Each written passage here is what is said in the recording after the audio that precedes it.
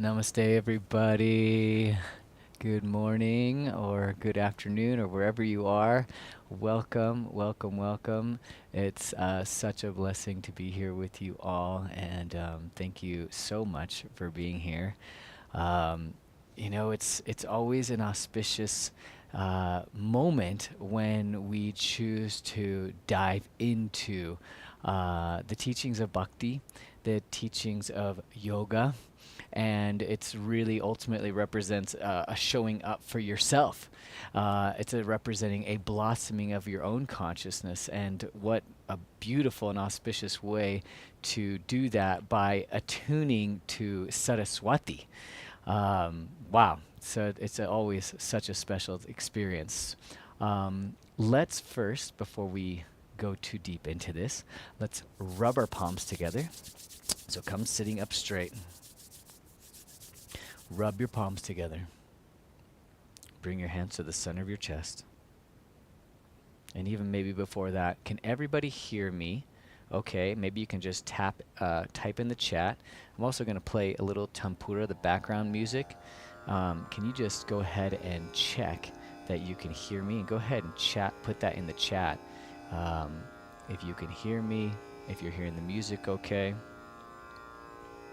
All right, Debbie. Hi, Debbie. And hi, Carolyn. Hi, Lisa. So glad you guys are here. Glad you can hear everything. Wonderful. Okay, great. Okay, I'm getting a yep. Great. And then,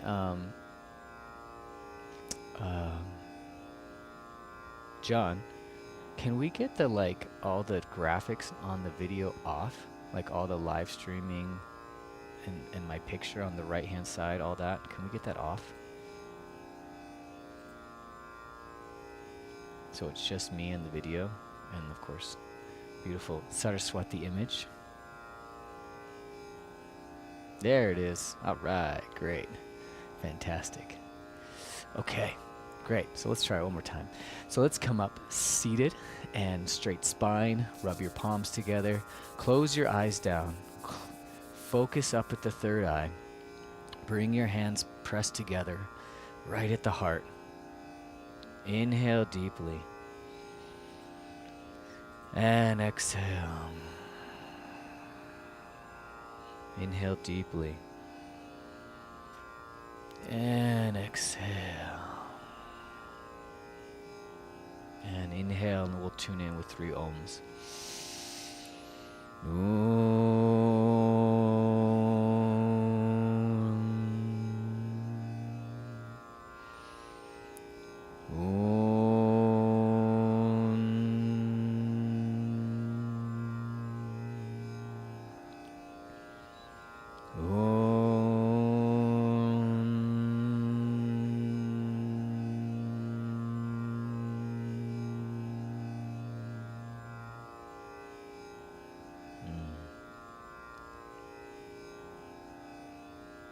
Beautiful.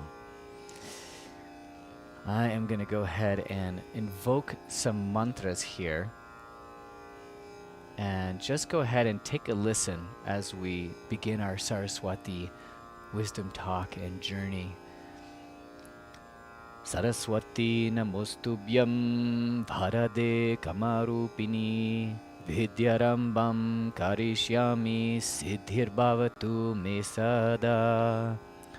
O Goddess Saraswati, my humble prostrations unto thee. She is capable of fulfilling all my wishes. I request you to bestow thy blessings onto me before I start my studies. Saraswati Mahabhage Vidya Kamala Lochane Vishvarupe Vishvalakshmi Vidyam Dehi Namostute. O great goddess Saraswati, the lotus-eyed personified knowledge. Oh, I request you to shower me with all the powers and the glories of all the knowledge that exists. She who has the large eyes taking the form of the whole universe. Ah, beautiful. So I thought that would be a really good place to start. Saraswati was really already attuning to me this morning as I was in my morning meditations. And I was just tuning into how to approach this wisdom talk and this journey for you all. Some of you might be brand new to Saraswati. Some of you may have extensive connection and time and studies with Saraswati, experiences with Saraswati. And what I want to do is I want to give you practical teachings around Bhakti Yoga and particularly here with Saraswati, but I also want to give you a taste or an experience of the mystical. And so what I want to do is I'm going to break up this class into two sections, right? We're going to talk about the wisdom teachings of Saraswati, the what it all means for us as a practical manner for us to live our life, and why is Saraswati here relevant, and why is she one of these ancient goddess that's been in this tradition of the Vedic tradition and the yoga tradition, the Bhakti yoga tradition, for literally thousands and thousands and thousands of years. And then we're going to then take the practice into embodiment and into movement and into the inner experience. So right now we're going to really focus on the intellect, the mind, the buddhi. Okay? And then we go more and more into the body. And I feel like the two are so important, because on the one hand, it's so important for us to set our mindset. Our mindset is that which really directs this incredible powerhouse of the mind. But then the felt experience through the body is this experience that really brings about the embodied experience of devotion. So then it's not just intellectual. It's not just a heady thing. It's a felt thing. And then what ends up happening is that then you know the experience. You don't get caught up in what you think you know, or a belief that you think you believe something. You don't have to believe it anymore because you know it. Right? So this is why for me it feels very important to have both of these components. And then in a few weeks, I'm also going to give you guys a free masterclass in regards to our voices and singing and kirtan and chanting, because that's like the offering of the heart. But for now, let's tap in a little bit to the intellectual side, okay? So Saraswati. Let's talk about it in the beginning, because Saraswati is all about the beginning. She's about the creation, ever newness of creativity. So if we think about, just from a scientific perspective, they're called the Big Bang. The Big Bang. It's literally the vibration of sound starting off. Right? And from this cosmic, what they call the bindu in the yoga tradition. Like if you ever see a yantra, you always see the very big, in the very middle there's a point. They call it the bindu. It's also typically put right here at the third eye. And from this point, everything expands out.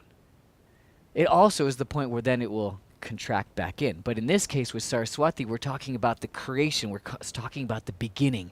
We're talking about the start. And what happens to the start? It's the sound. It's the vibration. The vibration has a sound to it, and it starts permeating out into the universe.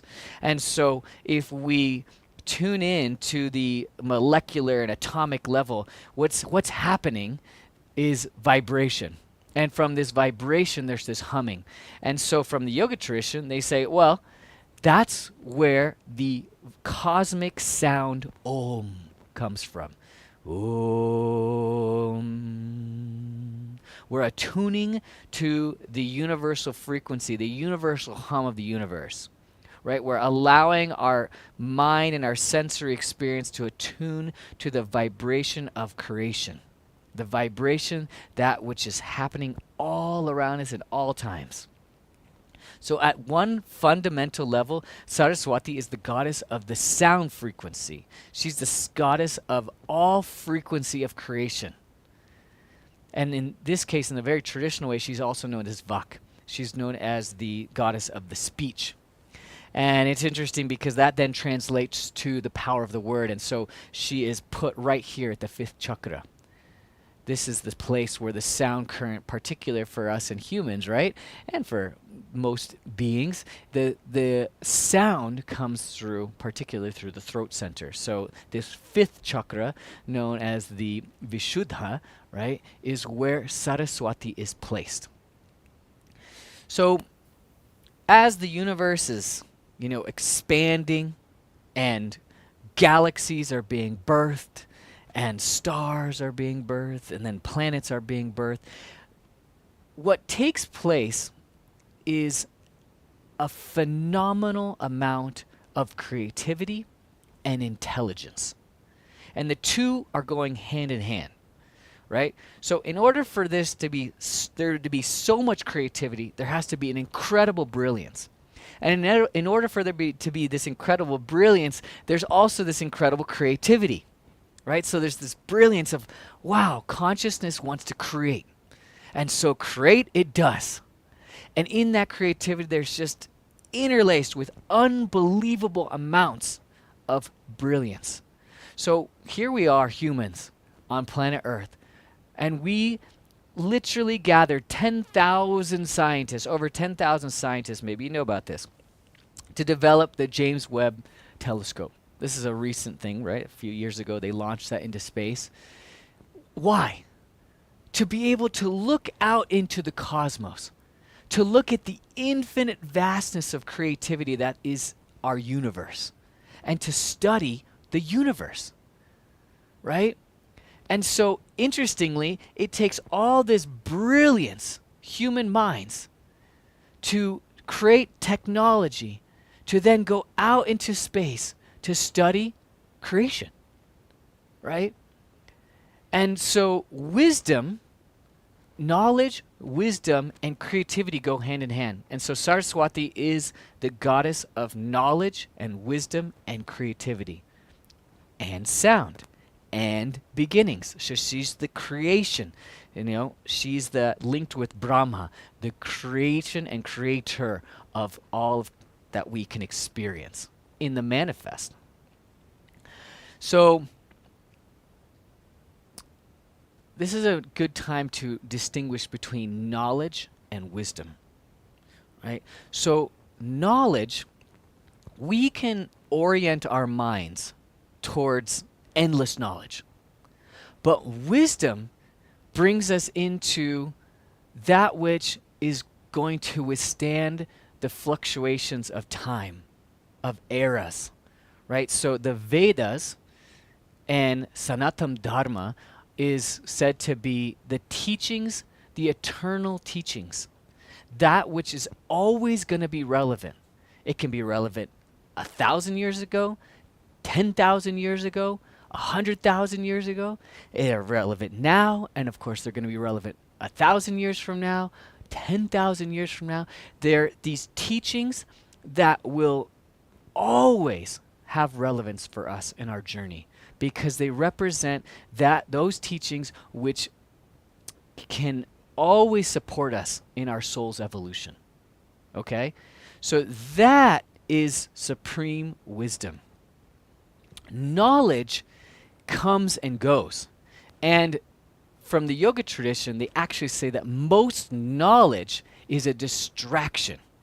Most knowledge is actually binding for us karmically. There's many things that we can learn about and fill our minds up with, but they don't represent a liberating force. They don't represent understanding life and understanding the soul's journey from a perspective of freedom, of moving towards freedom, of moving towards joy, and moving towards more and more love, more and more devotion. So this is where wisdom and action and the right knowledge is very key. And this is a huge emphasis on the yoga tradition. Where do we orient our minds? Where do we direct our focus? And Saraswati represents that supreme knowledge, the supreme knowledge to orient our focus and our minds towards wisdom, eternal wisdom. And in that eternal wisdom, also evokes creativity. Why? Well, because the more that we learn, the more that we want to express ourselves. Here we are, we're having this human experience, and in this human experience, the nature of consciousness literally is creativity. There is constant creativity happening all the time. That's all that's ever happening. Every day we wake up, the sun's rising, the birds are chirping, there's always new weather, there's always new patterns, there's always new dialogues, there's always new thought patterns, there's always new ways to approach life and new relationships, constantly. Always new creativity, ever newness. And so because we are nature, we are Saraswati, we are ourselves constantly in creation, ourselves constantly regenerating. So much creativity happening all the time. And then through the brilliance of this nervous system, through our minds, through our capacities, we can express ourselves. And so here we have this classic example of Saraswati. She's playing, in this case, she looks a little bit like a Middle Eastern Saraswati, but she's playing like a lute, right? And a lute, or they often, it's, and it's an expression of creativity, right? But we all have our own ways of expressing creativity, right? And in that expression of creativity, we have gotten to this place of refinement. So we had to learn how to say, I'm going to give you the example of music, because I love the music. I had to dedicate many, many hours to learn guitar, to learn to sing, to learn to play flute, to learn to play harmonium, whatever it is. I also had to learn about the yoga tradition, learn the mantras, all this knowledge in order to then express the creativity in a certain particular manner, which ultimately then evoked this supreme grace. Okay, so then that comes to this place of grace, the quality of grace of Saraswati. Saraswati represents supreme grace. That's why she rides on the swan. Okay, the swan is that emanation, that reflection of that just drifting on the water with just ease and flow, and it comes into that concept of flow state. Now, how do we get to flow state? Flow state is that combination of knowledge and wisdom with creativity, right? All of a sudden, we've spent enough time with something, we've had enough level of mastery, we don't have to think about it anymore. We just do it. And not only do we do it, though, now, it's not just a doing it out of habit, it's a doing it out of tapping into a higher consciousness. And tapping into that higher consciousness, there's an expression of creativity that gets to flow through us, and we're like, wow, that's amazing. Literally, you're amazed by what's flowing through you, right? That is definitely tapping into Saraswati. That's Saraswati consciousness at its, ever more refinement. And that is one more quality of Saraswati. Ever refining of our knowledge, ever refining of our creativity, ever refinement of our speech, ever refinement of the sound current, ever refinement of all the arts, all the artistic expression. It's really a refinement of culture. So as we tap into Saraswati, we learn and we invoke Saraswati through mantras or study, then there's this refinement that takes place. It keeps refining for us. And we refine, what we're really refining is a personal culture. And that personal culture shifts from, denser and denser places to more and more elevated and refined places. Refined states of consciousness. So, for example, I'll give you the example of how I started music. I started music with punk rock, It was electric guitar. I needed some distortion. I needed easy chords to start my journey.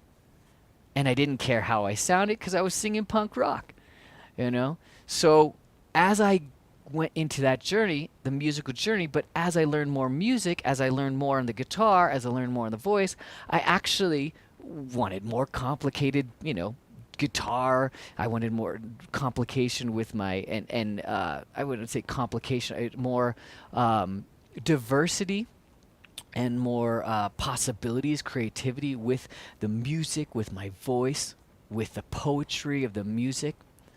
And then at some point I got into mantra and kirtan. And interestingly, with mantra and kirtan, I found that I actually had to go back and re-simplify the music. I had to re-simplify my approach because I found that I was too much in my head. And if I was too much in my head, either playing the music or thinking about it, like what I was going to say or what I was going to do, then I wasn't able to drop into the flow state like I wanted to. I wasn't able to drop into the higher states of consciousness. And so I simplified things, and I simplified my musical, expression to tap into this current of consciousness. Now, is this necessary? It's not. I mean, somebody who could just I don't know. There's always more and more refinements of that creativity and that ability to be in flow state. But that was something that I discovered through my journey, right? And it's interesting because a lot of times as we get wiser, we actually want to simplify our lives. We can go through this whole journey with the material world, with technology, with abundance of all kinds. And then at some point we can also just realize, man, maybe I didn't need all those things. Maybe I didn't need to learn about everything that I thought I needed to learn about. And actually, maybe now I just need to really simplify. And so that's a refinement of personal culture. It's a refinement of our minds. It's a refinement of how we are relating to ourselves. And so that is Saraswati, this constant refining of our personal journey. And what is the personal culture? What does that mean for us? It means ultimately what the yogis would call sadhana. Sadhana. Okay. Oh, what's sadhana? Sadhana is your personal dedication to your optimal physical well-being. It's your dedication to your health and stability of your emotional body. It's the dedication to filling your mind with things that ultimately are going to be nourishing and supporting for your journey. Loving. And ultimately, sadhana is that representation of a refinement of what are we doing here? What am I doing? What am I doing with this human experience? It's the self-inquiry. Who am I? And why am I here? What am I doing? Because as you go to the root questions of this, and you really ask yourself in a deep, deep way and establish yourself in sadhana, then as the yogis say, well, you're here for yoga. You're here to be in union. You're here to realize that there is no separation. You're here to realize that you are love. You are here to realize that you are divinity embodied and expressing through this creative intelligence. And that's a journey. And it takes constant refinement, constant reminding, constant practice, diligence. That's sadhana. That's deepest self-love. And as you refine that sadhana, you also develop deeper and deeper levels of Bhakti. What's Bhakti? Bhakti is very loosely translated as devotion, right? Well, what's devotion? What am I devoted to? Well, from the yogic perspective, they help us to align what is devotion. Where does devotion go to?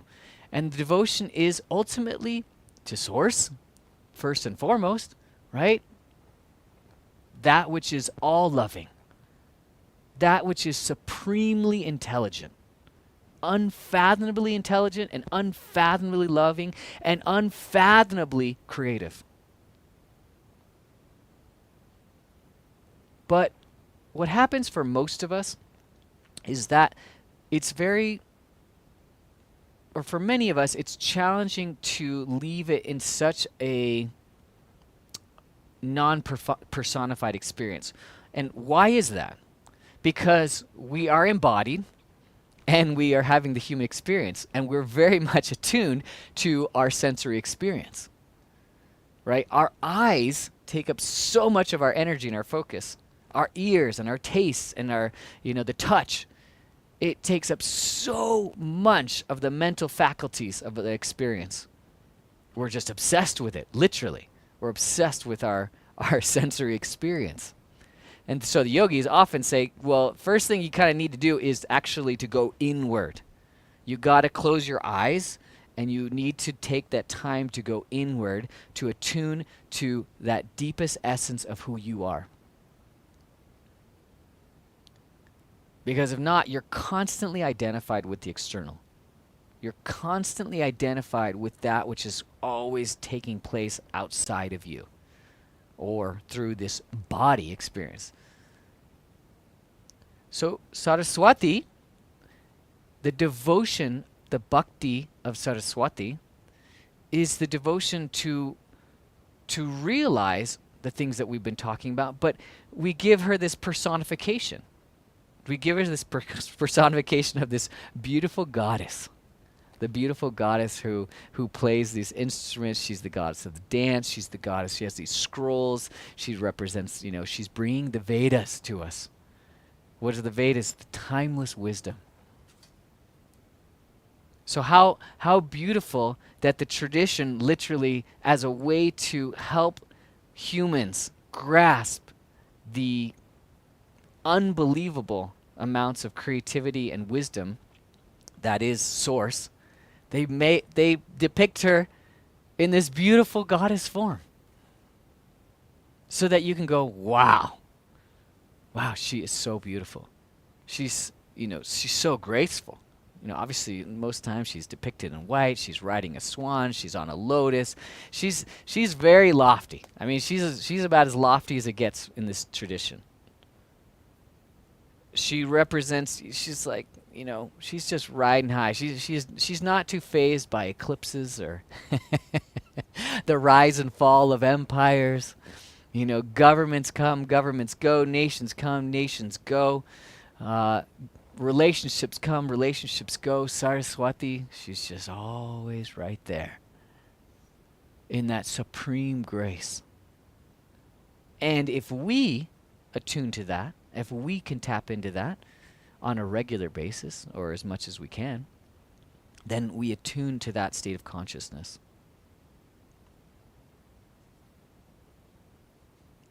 So I want to wrap things up here so that we can go into the practice, physical practice. But I want to close this section with this. Some of you might not be able to stay for this whole time, so I want to just do a quick little sharing that I'm about to launch an online Kirtan and Bhakti Yoga training starting May 1st. It'll be every Wednesday for the 4 Wednesdays in May. And it's a training, but ultimately the training represents a deepening of your own personal sadhana. Because in the end, really what this is all about is sadhana. This is about you having a relationship to your own personal culture and a refinement of your personal culture, so that when you are relating to the divine, hopefully this wisdom talk and this practice and your ongoing development of your relationship, in particular to Saraswati, is a development of your own personal culture and how you experience your life inwardly and outwardly. How you see the divine and experience the divine inwardly and outwardly. Both are important. Both are important. From the yogic and tantric perspective, we need to cultivate, first and foremost, anchoring inwardly to that divine experience and connection. And it has to be tangible. It can't just be heady. It has to be a felt experience, because when you feel it, you know it. You don't believe it. You don't need to sound like someone crazy and saying all this stuff that you believe. Then you don't need to convince anyone of your beliefs. You don't. You just know it. So you're anchored in it. You don't need to convince someone that there's a road right outside your house, right? If you have to convince someone, you're like, I believe there's a road outside your house, they'll look at you like you're crazy. You know that there's a road outside your house. That's how you drive. You go anywhere. You don't need to convince anybody. And when you know that the divine is within you, and you know that that is an expression of infinite creativity and knowledge, you don't need to believe it. You don't need to believe in Saraswati. You know Saraswati. You know Saraswati exists.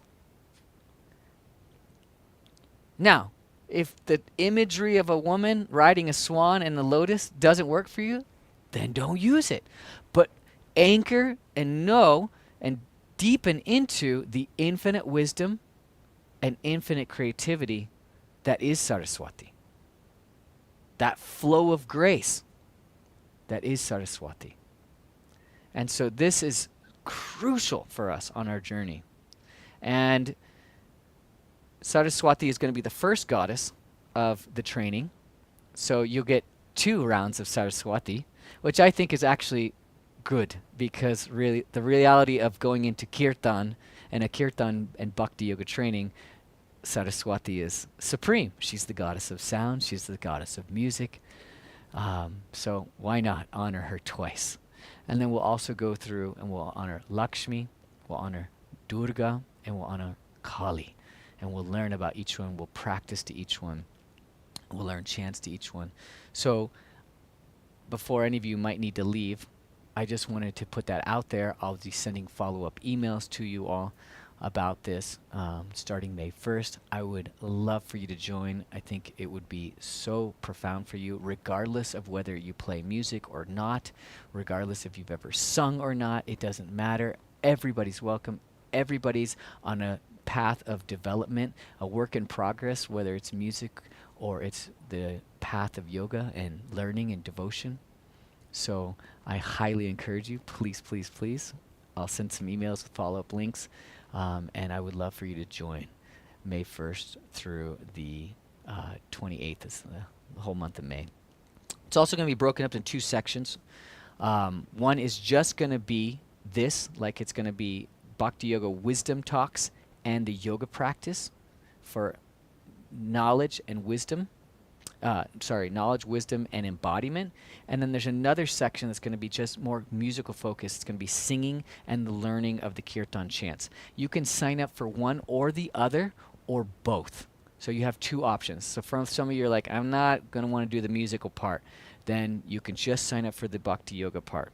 If you're just interested in the music, you can sign up for just that, the Kirtan, the singing part.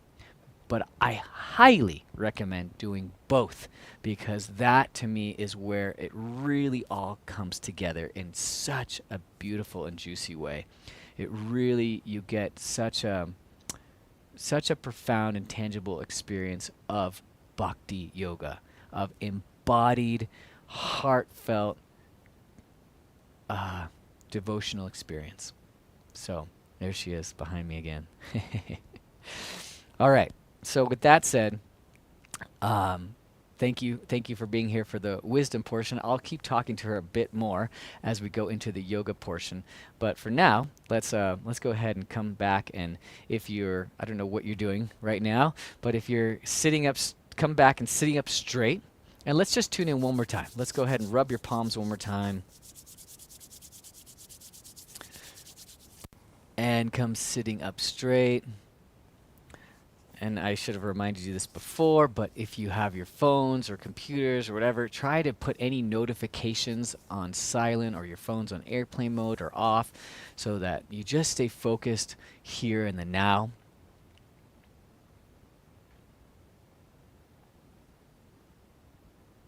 And let's go ahead and sit up straight, palms at the heart. And one more time, let's invoke the beautiful mantra, Om.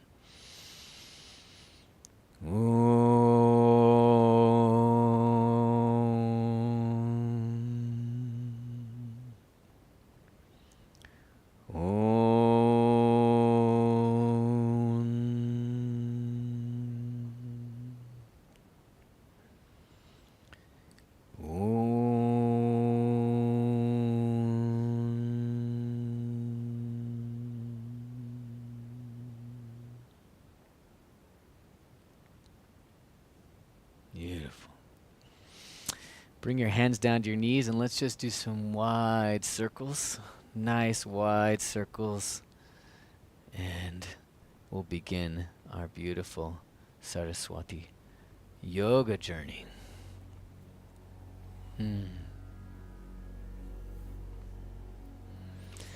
So as we take this journey, go ahead and keep your eyes closed as much as possible and focus on the third eye. Slow your breath rate down. Bring your tongue, tip of the tongue to the roof of your mouth.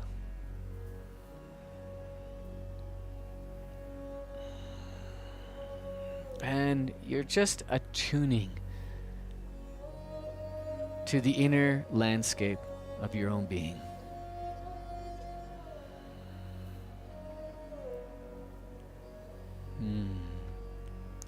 Particularly focus on the fifth chakra and see the color blue at your fifth chakra, like a beautiful blue sapphire color that's just emanating.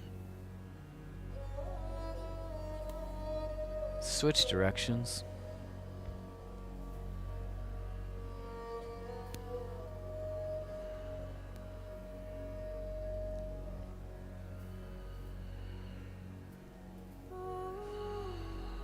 Long, deep breaths as you attune to the ever graceful, flowing creativity that is Saraswati.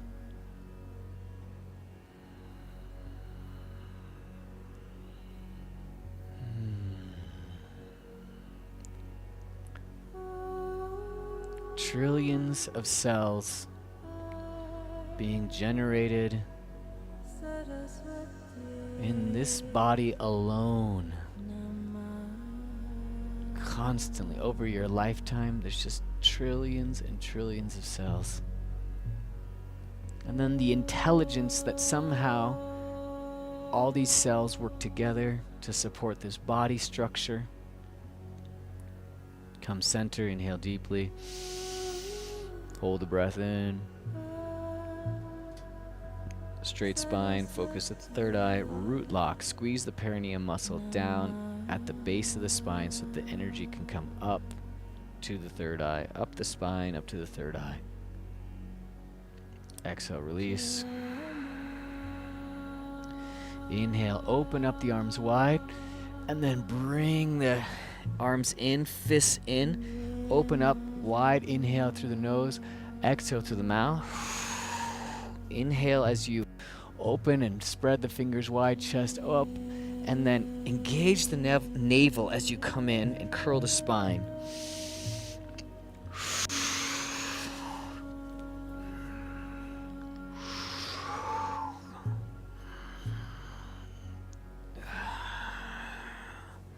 So just our existence in these bodies is the supreme creativity and intelligence of the universe.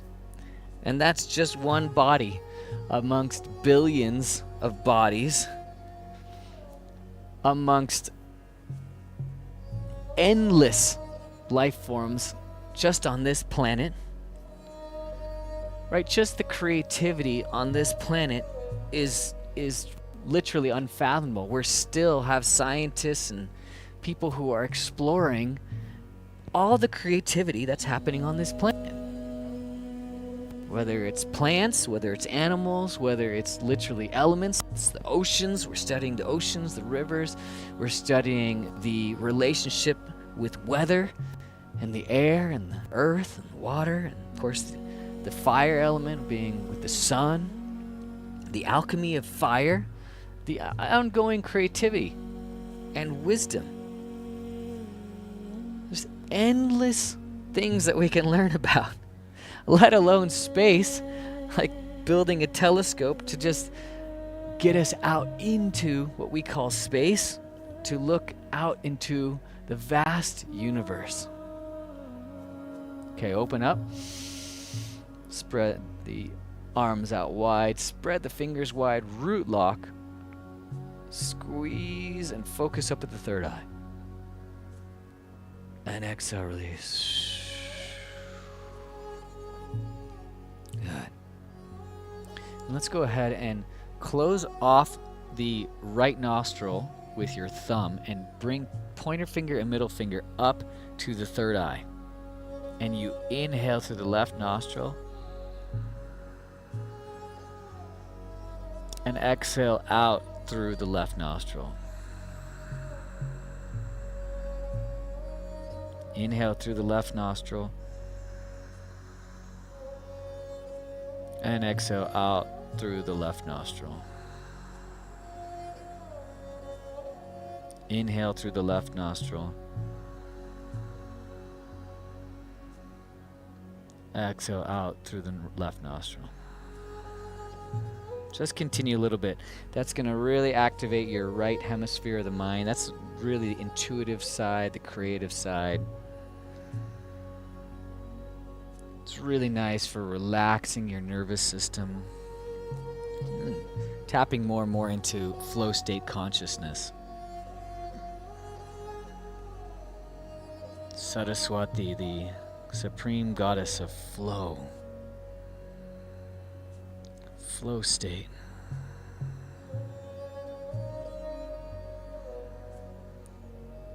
Where wisdom and knowledge and creativity meet. It's that beautiful flow state. That refinement.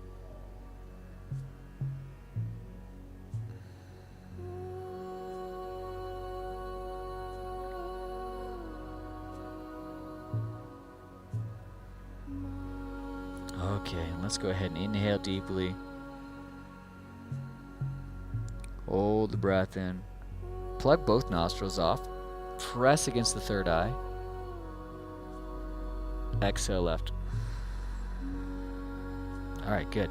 Now we're going to increase the pace of this. So we're going to inhale left and we're going to exhale right. And we're going to do that rapidly. Okay, so you're alternating left, right. And if you can, pump the navel with that. This is really going to just help circulate prana, the life force within us. And you're using your navel like as a piston.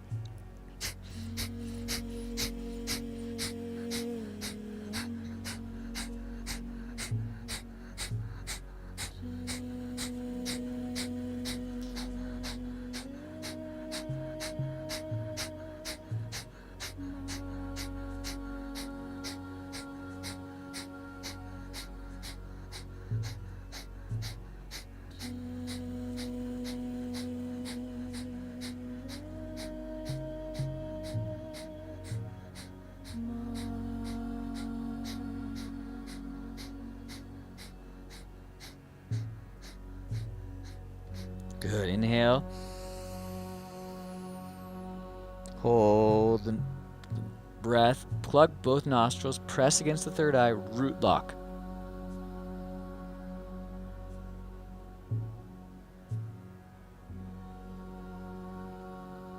And release. Good. Okay. Beautiful. A lot of right hemisphere activation. All right. Let's move our bodies a little bit and get a little bit more in our bodies. So come up standing.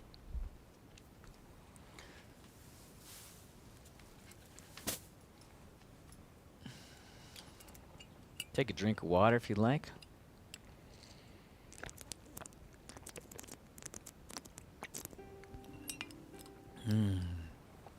All right, let's get into a bit of a flow state here. How are we doing? All right. So bring your feet wide apart. It's like wide stance. And this is kind of like, just wide stance. It's about twice the width of your shoulders. And you bend your knees so that you feel rooted and grounded. And let's just go into a little bit of flowy movement. So it's just like twist left, twist right. Just let the arms swing. And you can do a little of this pistoning movement. And using the hands, it's just kind of like you're twisting a jar open or something as you're twisting left and right. And exhale through the nose each side.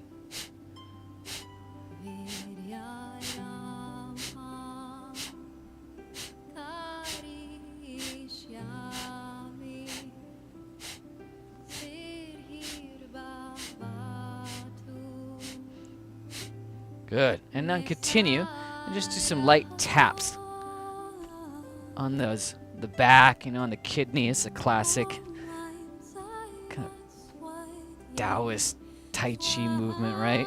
Qigong. Just loosening up the spine, tapping to release and open up the energy channels, particularly the spine. Good. Okay, and then slowly release. Straighten the legs, palms face forward, shoulders back, chest up, and root into the ground. Breathe.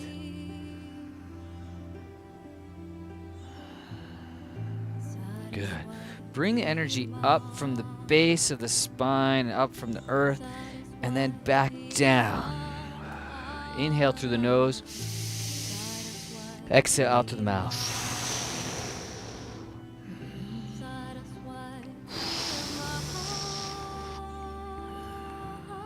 Just a few of these nice flowing movements, charging up, just lightening your energy, dropping the energy, whatever is feeling heavy, stagnant, you let it out through the mouth, and charging yourself up as you bring the energy up.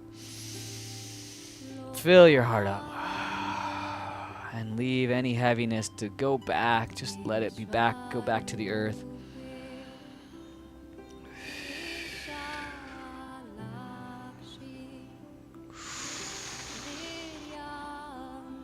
Just keep tuning into that flow state. Nice, slow, fluid movements. Tapping into supreme grace. Supreme grace.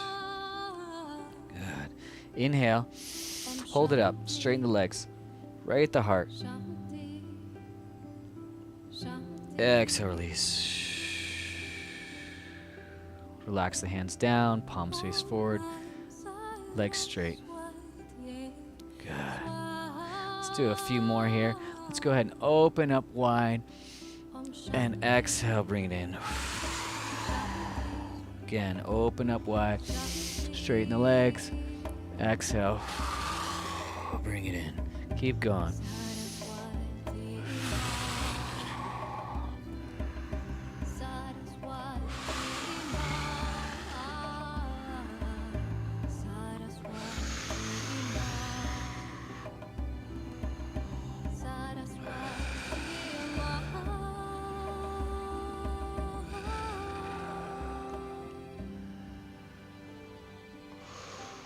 Good. Now let's open up wide. Exhale. bring one hand up, one hand down. Open up, wide. Exhale through the mouth. Bring it center, and you switch. So whatever hand was up, faces down now. Just balancing the heart and the navel. Nice balanced chakra system. Nice clear aura. All this is really supportive to be in that creative flow, to be in that serene place, which is Saraswati, right? Saraswati really represents a serene state of consciousness.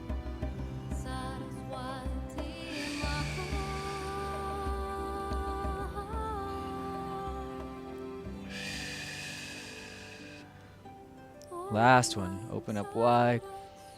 Exhale, bring it in. Hold it. Release. Breathe. Breathe. Good. All right, let's bring the energy up and then out. Bring it in and then down.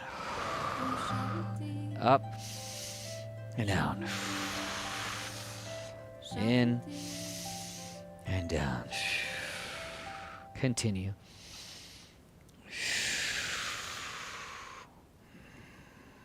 Feel your heart just filling up and lightening.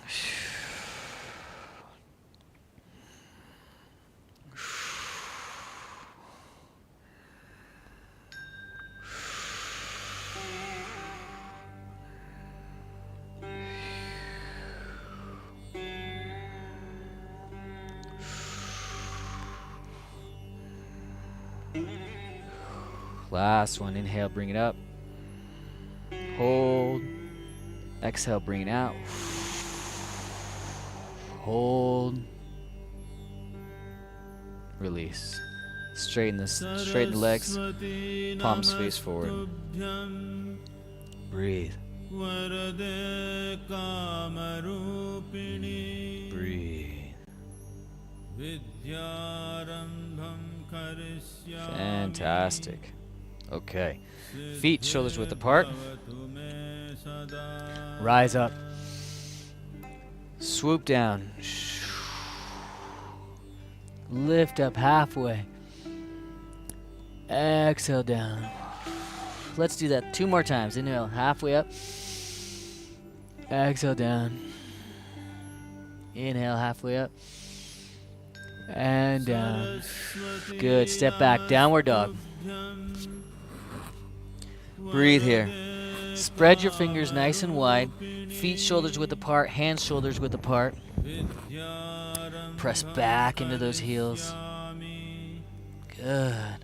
Left leg plants, right leg up. Bring that right leg forward. Bring the left knee down. Rise up.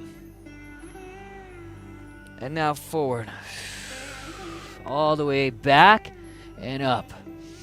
Nice little creative flow here. Swooping and clearing your aura. In through the nose, out through the mouth. Last one, up. Hold it. Look up if you can. Exhale down. Left hand down. Right arm up. Right arm down. Right arm up. And down. Inhale up. Exhale down. Inhale up. Exhale down. Last one. Inhale up. And now swoop it around. A few circles. Really opening up the shoulders.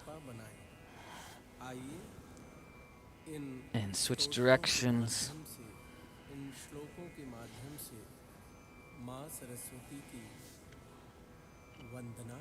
Good. Last one. Come down. Step back. Downward dog. Plank. Come forward. Gently down to the knees, to the chest, the chin. Ashtanga Namaskar. Then hips down. Come up into a gentle cobra. Step back. Downward dog. Very slowly and gently walk your way up. Right? This is a nice gentle flow. Bring your feet shoulders width apart, hands down, lift up halfway. Exhale down. Engage your thighs and core as you rise up. Palms together, then down to the third eye, and then to the heart. And release down. Beautiful. Inhale, rise up. Exhale down. Swan dive down. Lift up halfway. Exhale down. Step back, downward dog. Good. This time, right leg plants. Left leg up. Come forward. Left leg between the hands. Right knee down. Swoop up. Swoop back. Nice fluid movement. Can be as slow as you'd like, as graceful as you'd like. It's like a dance, right? This is the grace and the dance of Saraswati. Clearing your aura, getting into a really almost meditative movements. That's what they actually call Laya Yoga. Laya Yoga is the meditative movement and flow state. Last one, rise up. Hold it. Exhale, both hands down. And now right hand plants, left arm up and swoop down. Left arm up, swoop down. Keep going.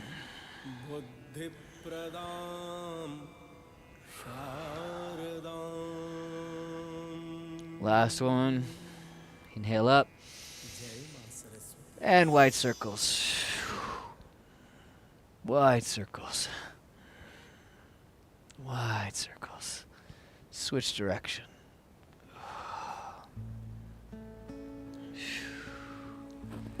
Good. Good.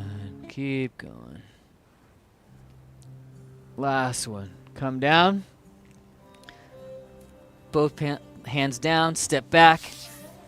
Downward dog. Plank. Chaturanga. Not chaturanga. Ashtanga Namaskar. Knees down. Chest down. Chin down. And then rise up to a cobra. And then back downward dog. And then very slowly just walk your way up towards your hands till you come to your down, and then lift up halfway. Exhale down. And then engage your thighs, engage your core, rise up. Palms together. Down to the third eye and to the heart. Beautiful. Okay, so as we cultivate this flow state practice, now we bring and orient our minds into our hearts, and we orient it into the bhakti, the devotion. In that devotion, we first set our intention. What's our intention? What's our intention for connecting with Saraswati? What's our connection? What's your intention for Saraswati? Your alignment with Saraswati. Infinite creativity, infinite wisdom, flow state, grace, serenity. Peace. Supreme peace.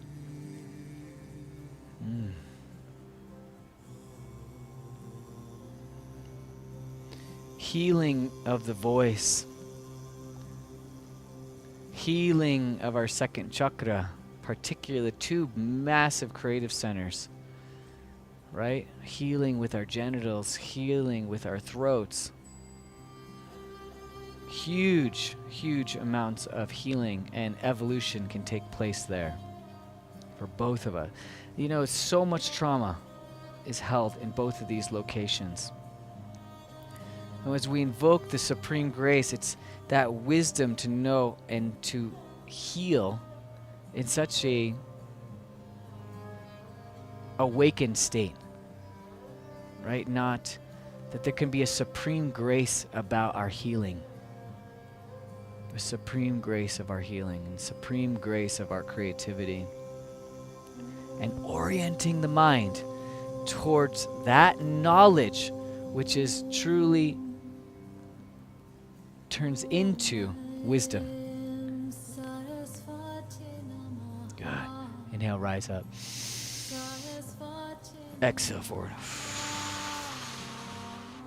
Inhale, rise up, halfway. Exhale, down. John, can you get the my cord for my computer? It's in my backpack, right back there. Okay, step back, downward dog. Come onto your knees. And let's go ahead and lift up the right leg and extend the right arm out. And then come down. Extend the left leg and right arm out and down. Let's inhale and exhale. Good. Switch. Just a few rounds of these.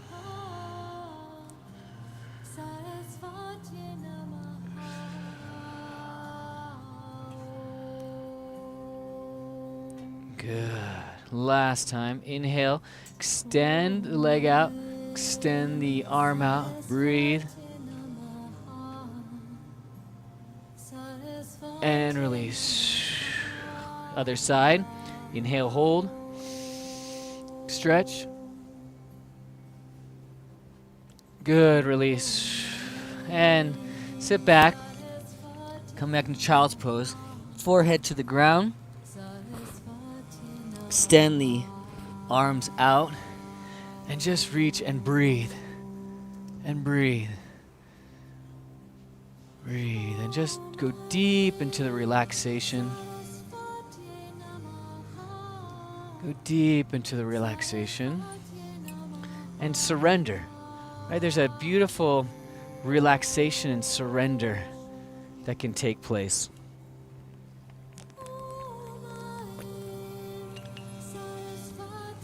Perhaps the most profound teaching that Saraswati offers us is that we are not the doer. We are not the doer. We think, the ego thinks that we are doing so much. And Saraswati literally laughs at this. Like, what are you doing? I'm doing everything. I'm making sure this planet is just close enough and not too far from the sun in the orbit. I'm making sure that this atmosphere somehow is still maintaining its balance so that we can just breathe on this planet. I'm making sure that there's enough water in the right proportions. I'm making sure that the collective consciousness of this humans and whole ecosystem is functioning. I'm making sure that all of this is functioning. So how much am I really doing? In the end, there's a beautiful surrender as to let my will be thy will. My will be thy will.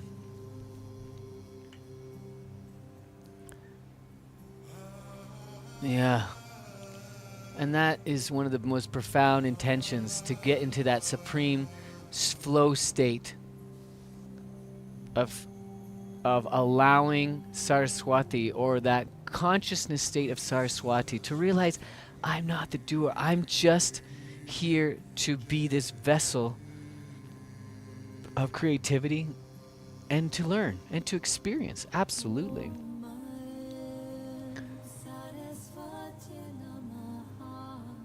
But what a beautiful experience to realize that you can surrender it all to the divine. You can surrender it all to the divine. Okay, come back up, step back, downward dog. Good. All right, left leg, right leg up. Sorry, right leg down, left leg up. And bring that left leg forward and come into a pigeon. And come up. And then forward. Down. Let's rise up. And down. Just a flow here. Up and down. And if you want, we can chant along with the music. Om Mata Saraswati means just Mata Saraswati is the Divine Mother Saraswati. Mata Saraswati. So you can sing as you flow with this. Om Mata Saraswati. Om Mata Saraswati. And what's so nice about singing, voice, chanting, is it just gets us out of our heads. Gets us into our hearts. Okay, inhale, hold it up.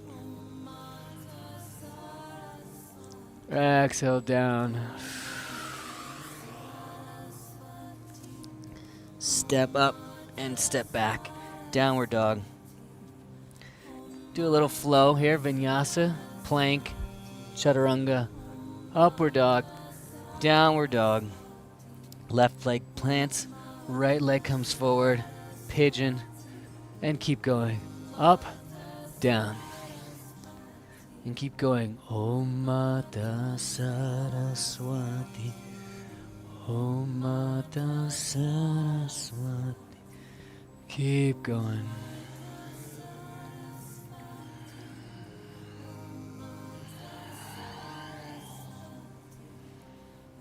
Mata Saraswati.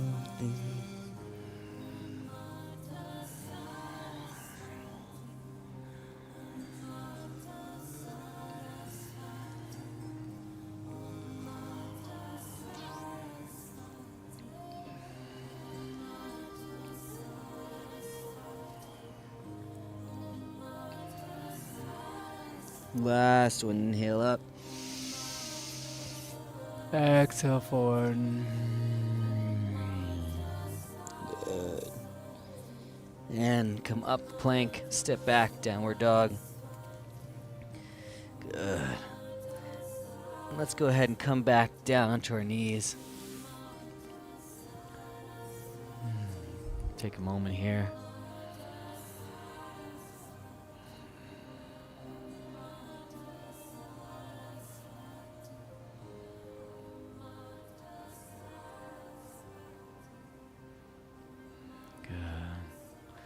So I want us to do a little bit of chanting together.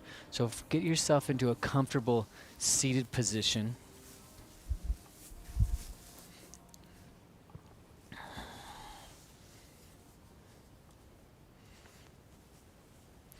Bring your hands up into this beautiful triangle mudra at the throat center. And I want you to chant the Bija mantra, the seed syllable for Saraswati, which is Aim, wisdom. And we're just going to chant that here at the fifth chakra. Aim, Aim, Aim, Aim, Aim, Aim.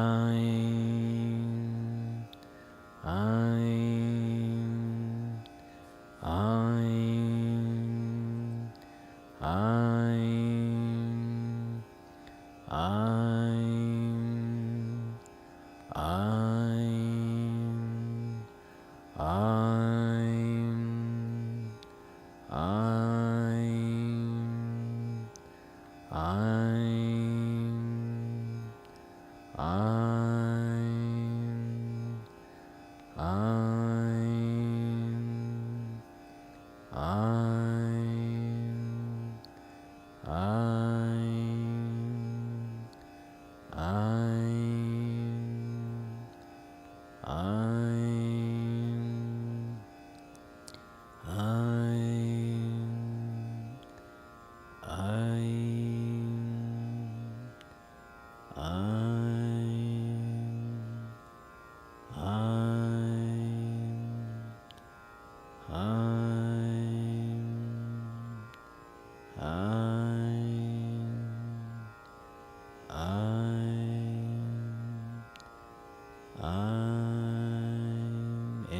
deeply.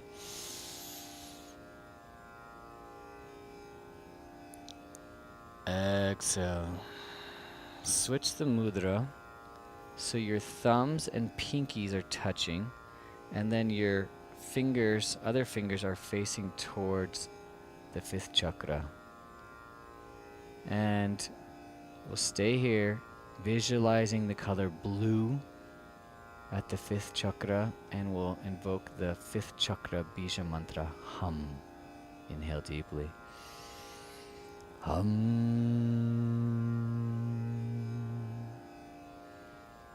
Hum.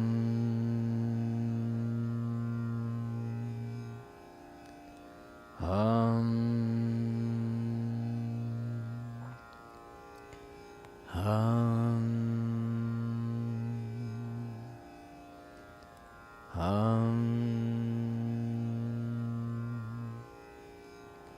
Hum. Hum.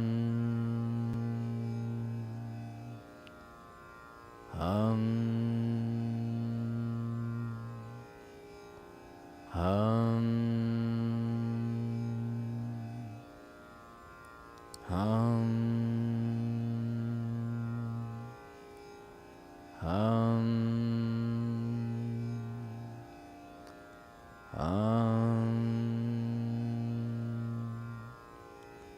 Hum. Hum. Hum. Slowly release. Switch to prayer mudra right at the throat so that your pointer fingers are touching your chin and your thumbs are resting against your collarbone. And we'll invoke the bija mantra for Saraswati here again, but the more extended version, where we say Om Aim Saraswati Namaha. Om Aim Saraswati Namaha. Namaha, as I bow, I hold reverence to. Om Aim Saraswati Namaha.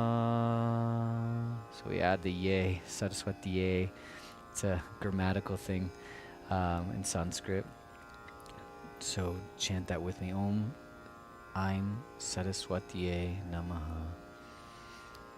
Om Aim Saraswati Namaha. Om Aim Saraswati Namaha. Om Aim Saraswati Namaha. Om Aim Saraswati Namaha. Om Aim Saraswati Namaha. Om Aim Saraswati Namaha. Om Aim Saraswati Namaha. Om Aim Saraswati Namaha. Om Aim Saraswati Namaha. Om Aim Saraswati Namaha. Om Aim Saraswati Namaha. Om Aim Saraswati Namaha. Om Aim Saraswati Namaha. Om Aim Saraswati Namaha. Om Aim Saraswati Namaha. Om Aim Saraswati Namaha. Om Aim Saraswati Namaha. Last one. Om Aim Saraswati Namaha. Inhale deeply. Hold the breath.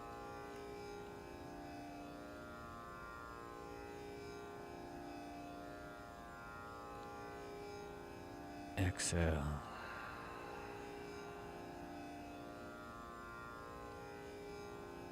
Stay here. Visualize yourself on a white lotus.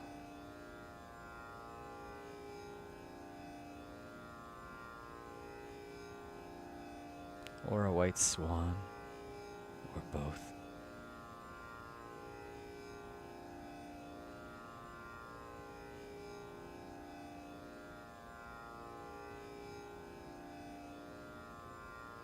And just be in the dazzling colors of sapphire or sky blue, with the purity of like a new snow white, the white of the swan's feathers. See this color being an emanation of healing and awakening, a purification.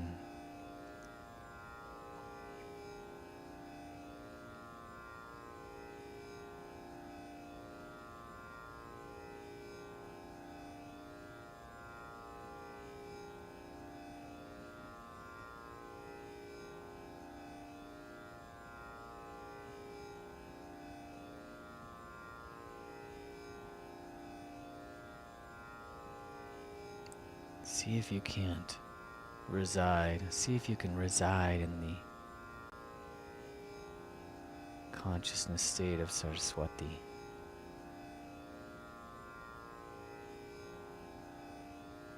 The serenity of Saraswati.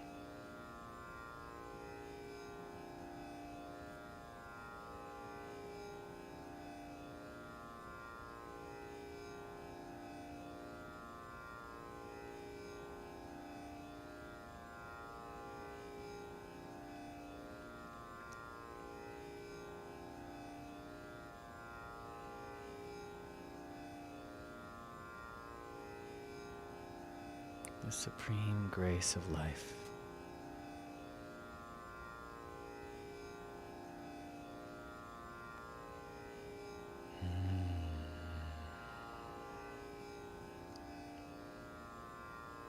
Beautiful.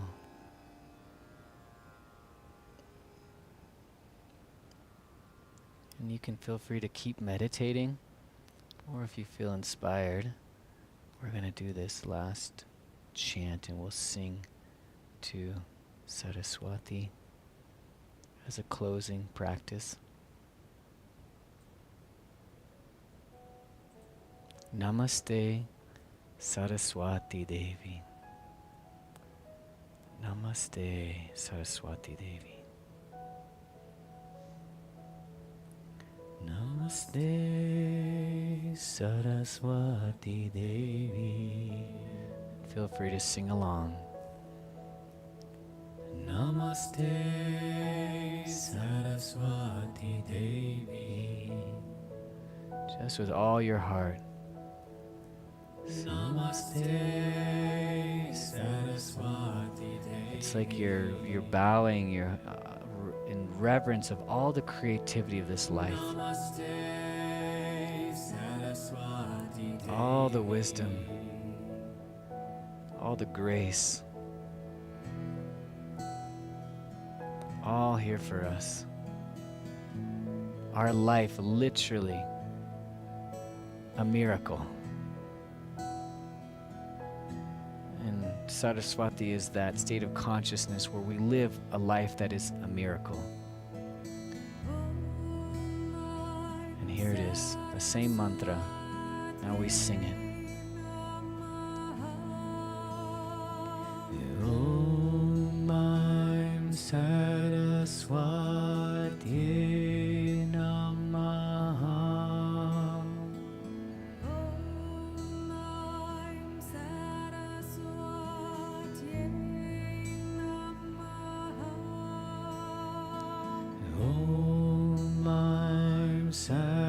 Saraswati Namaha.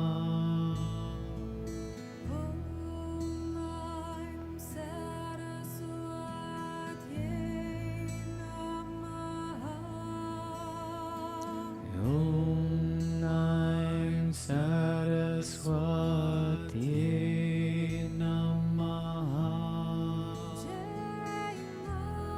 Jema means just praise the mother. Victory to Saraswati. Jema, Jema. Victory to us in that state of consciousness.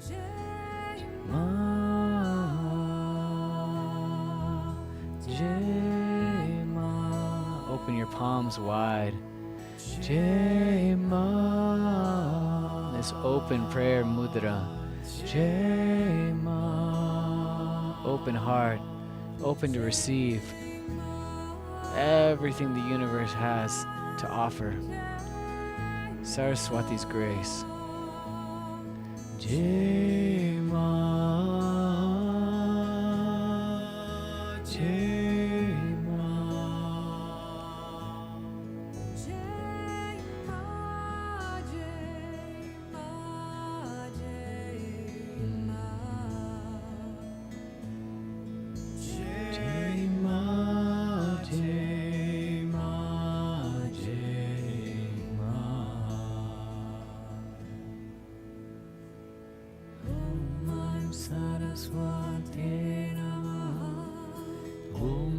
Saraswati Namaha. Om Saraswati Namaha. Sing with all that sweetness in your heart. Om Saraswati Namaha. Om Saraswati Namaha. Om Saraswati Namaha. Sing for every creative blessing that's flowed through your life, all the creativity that you embody.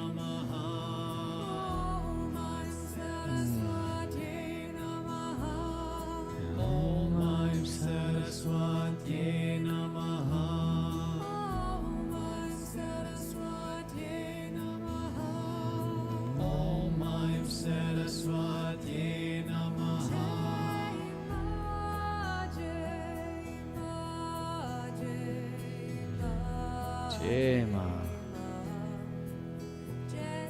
Victory to the state of consciousness of this Divine Mother. Jema, Jema, Jema, Jema, Jema.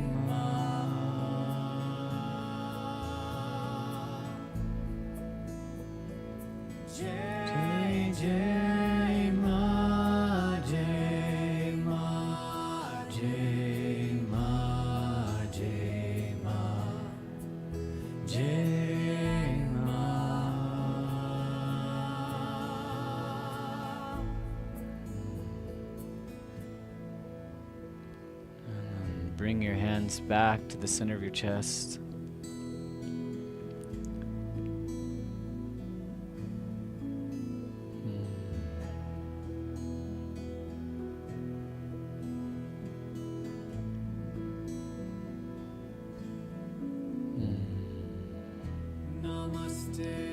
Namaste.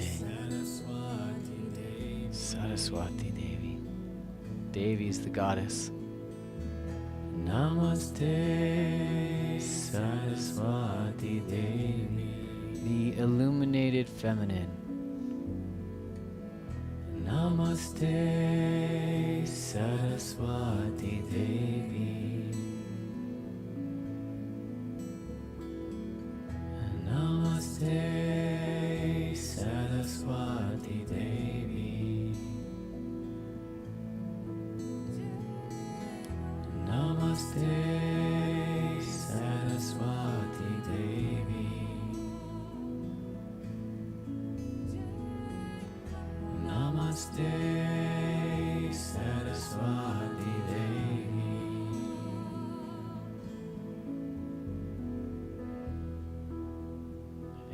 Exhale deeply. Hold the breath.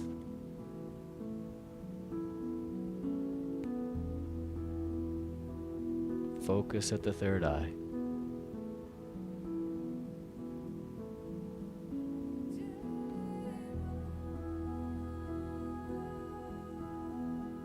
Exhale, release. And let's close the practice chanting Om Shanti 3 times. And a Hari Om Tat Sat together. Om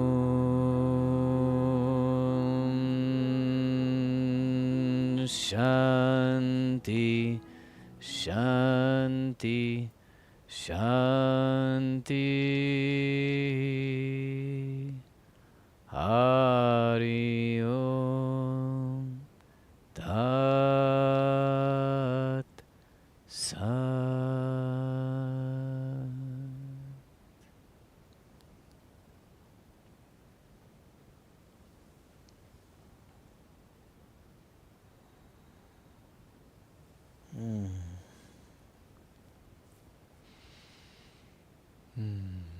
And namaste, beautiful souls. May the grace of Saraswati be in your life, in your awareness. She's definitely there, regardless. But may she always be there in your state of consciousness, in that supreme gratitude for all the knowledge, all the creativity, all the grace that is this life, and the wisdom to live it and to embody it and to be reverent for it. That's a supreme grace, to live a life of reverence, to live a life of devotion. It's a life of living in the heart. It's a life of meaning and truth, satisfaction. It's like the deepest satisfaction we can have.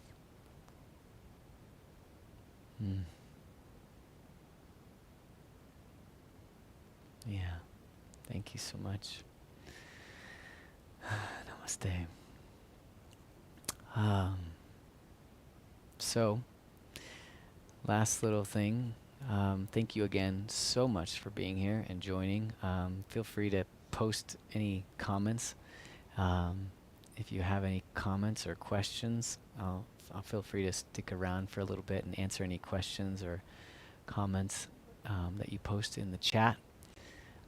Also, I will definitely be following up with an invitation to join me for the Bhakti Yoga training online that starts May 1st, and there'll be a series of 4 classes every Wednesday. The Bhakti Yoga portion is going to be at 8 a.m. Every Wednesday, starting on May 1st, and that'll be just like this, where we do a wisdom teaching and then a yoga flow, a yoga journey. And first week is Saraswati, second week Lakshmi, third week Durga, and the last week Kali. And it's just a beautiful way to deepen your journey of understanding really consciousness, but from the devotional lens, from this place of such heartfelt sincerity and reverence, so that we're not just intellectualizing life, even intellectualizing consciousness and spirit, but we're feeling it. We're living it through the depth of our hearts and our intellects, so that we have a very complete and whole experience. And then, of course, if you also are interested, we'll be doing a Kirtan and singing portion also within this training. And that will be a little later after. And the Wednesday, it'll be at like 11 o'clock. So we go from, I think it's 11 or 12. I have to double check on that. But it'll be about another hour and a half, a little section, 30 minutes to 45 minutes of a singing lesson. And then another 45 minutes or so of learning chants. So first week we'll learn chants to Saraswati, then we'll learn chants to Lakshmi. Next week, and the following week, learn chants to Durga. And then the last one, we learn chants to Kali. And again, anybody's welcome. all levels of musical or singing abilities, you're all welcome. Same with yogic abilities. If you're, it's open to all levels. You always just make adjustments as needed in your own personal practice. I'll try to keep it relatively gentle, although Durga and Kali will be a little bit more fiery. Saraswati and Lakshmi are more gentle. Um, so, yeah, I would just love for you to join and sign up right away if it feels called.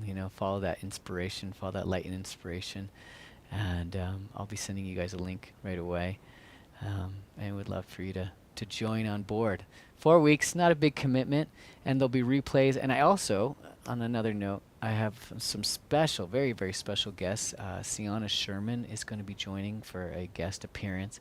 She has been a long time practitioner of yoga and bhakti yoga, and she is incredible. She's like a yogic encyclopedia, and her way of telling the myths and the stories and relating it to our lives is so beautiful. So I'm really excited to have her. And then my dear friend and comedian Manoj Chalam, a beautiful Indian man who literally his last, like, I don't know how long, 10, 20 years, he's just been schlepping around the murtis, the statues of the deities, and his love for the deities and all the stories that he knows and he tells in such an amazing way, and so funny and lighthearted and devotional. So you'll have two special guests through the training. And then for those of you who are inspired, we'll have one also a little section where if you guys want to come and share with the group, which I would love, we'll have one session where we do that. That'll be optional. But it's an opportunity for you to then share, if you feel inspired, to share your voice and share your love for devotion. It doesn't have to be with music. It could just be a cappella. Or it could be something else. Who knows? It could be a poem. It could be a dance. I don't know. Whatever you feel inspired. That'll be a time for people to share. So anyways, hope you can join. That is the Kirtan and Bhakti Yoga training coming up May 1st through the 28th. And if you can't make that, please stay tuned. There's lots of good stuff coming up. In-person trainings here in Sedona, July 10th to 16th. I'll be doing a Kirtan and Bhakti Yoga training here in Sedona, and then August 22nd through the 29th, Bhakti Yoga teacher training here in Sedona. So lots of amazing options to dive deeper into this. So again, thank you so much, and have the most beautiful day. Namaste. Let me just peek in here with the comments. Yeah, looks like good. Debbie, good. Beautiful. All right. We'll call that good. Thank you. Namaste.